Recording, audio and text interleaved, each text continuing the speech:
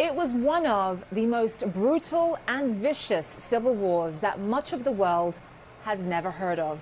Anyone who lived through Nigeria's Biafra War in the 1960s will forever be haunted by the atrocities, the memories of bodies in the streets, and the fear of not being able to survive another day. After the eastern part of Nigeria declared independence in 1967, the bloody battle that ensued left more than 1 million people dead from starvation, disease, or the endless explosions. The 2.5-year war was literally hell on earth. As many of you who watch this show regularly know, I am Nigerian and I am from the part of the country where this war took place. Family members who lived through it tell me they never knew if they were going to eat, let alone what. It was common for people to feed off of grasshoppers, snakes, and termites. My mother's younger brother died during the Biafra War, and that was considered a very, very lucky outcome. If you only lost one family member, you thanked your lucky stars. So given all of that history and all of that pain, why are there now growing calls for a new secessionist movement in the exact same part of the country? We are joined live now by Amaka Anku, an expert on Nigeria and sub-Saharan Africa. She's also the head of Eurasia's Group's Africa practice. Amaka, thank you so much for being with us. So you and I are both Nigerian. It's been over 50 years since this brutal civil war. Why is there this additional secessionist movement in the same part of this country bubbling up?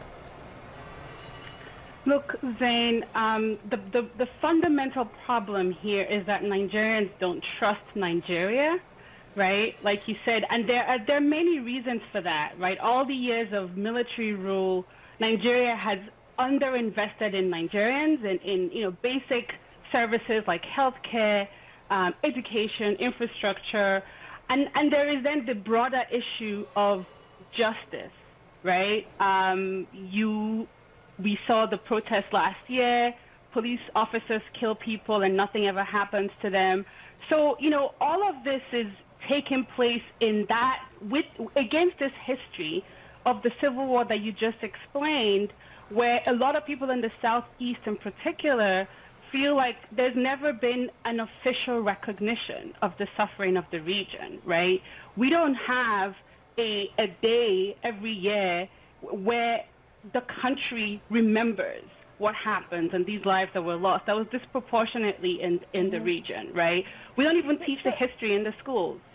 So let me ask you this, because I think it's important for our audience to note that it's not just the eastern part of Nigeria that wants to break away and have its own country. You have the western part of the country, the Yoruba people that also want to have their own country. Obviously, Boko Haram in the northeastern part of the country, they want to create an Islamic state. It sort of feels as though there are so many different groups in this great nation who have lost faith in this country. So just in terms of the president's strategy here, if there are people who feel marginalized, has the president made any effort to really show these various parts of Nigeria that he understands their concerns and that their voices are being heard? I would say the government is not doing enough. And look, people have lost faith in Nigeria in part because there's nobody in Nigeria articulating a positive vision for Nigeria's future, right? Nigeria has a crisis of ideas. Nigeria appears not to have any ambition. And look, that is often, in most countries, that's often a role that is played by government. A role that, that to provide a holistic idea about what the country is about and where it's going, to bring people together and drive buy-in. The government is not doing that. But I have to say, Zain, that that's also a role in most parts of the country that is also played by people outside the government. There's a role as well for thought leaders in the country, for private sector participants, to have a constructive vision of where Nigeria should be going, right, and push the government. And that's, there's a symbiotic relationship that can happen here between people inside government and outside government in articulating a positive vision for Nigeria. I just want to sort of get at how all of this ends, because obviously President Buhari is not going to wake up and say, okay, you get your own country, you get your own country, or you can have autonomy and you can't. He's not going to do that. So how does all of this end? I don't think it ends until Nigeria starts to really and truly invest in Nigerians.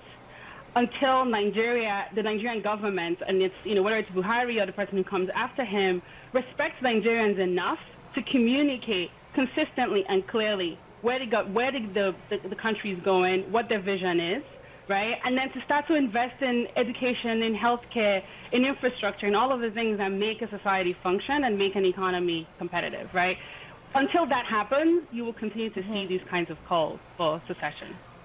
And so, just in terms of what the secessionists want themselves, and obviously, yes, we know they want to break apart and form their own country, but is there anything else that they're willing to accept in the medium term, or is it for IBOP and these other groups, is it really secessionist or nothing? I do think that for the leaders of some of these secessionist movements, like Nnamdi Kanu, I do think it's secession or nothing. Maybe the leaders of ODC in the Southwest, I think that what their views are probably less relevant than the views of the minority, the populations that are sympathetic to those views. I think for most of those people, most of the people in the Southeast, some of whom are sympathetic to those views, I don't think it's secession or nothing. I do think that a clear and consistent outreach, communication, and investment can help to change some of those views.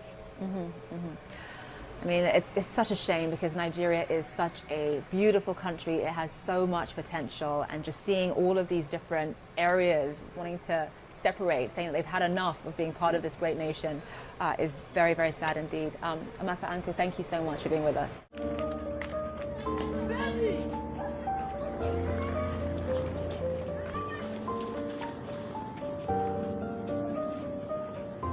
Oda in danger again. It's happening again, the same place.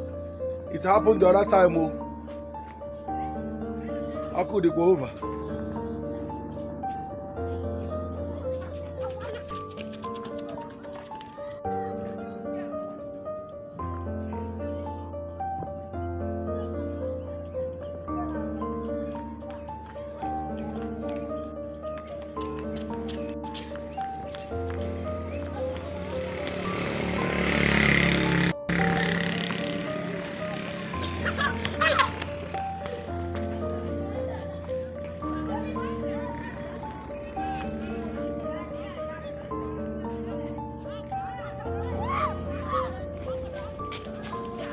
Oda in danger, Oda in danger.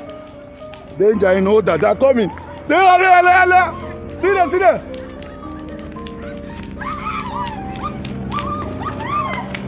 Oda in danger.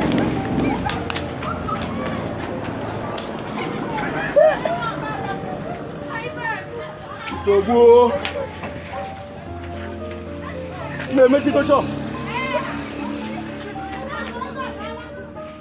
Ayo, dakwa. Ego ya do abrego.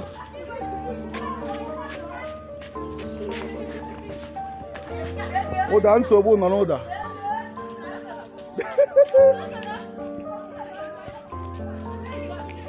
Abịakwa ha ọzọ egbe plenu. Gịnị mere ya?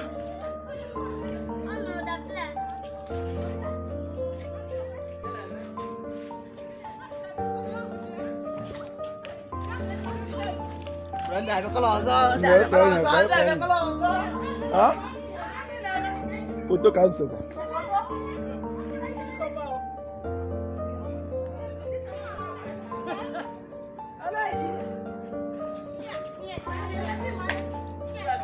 Ya, ole kemgbucha. Ole kemgbucha.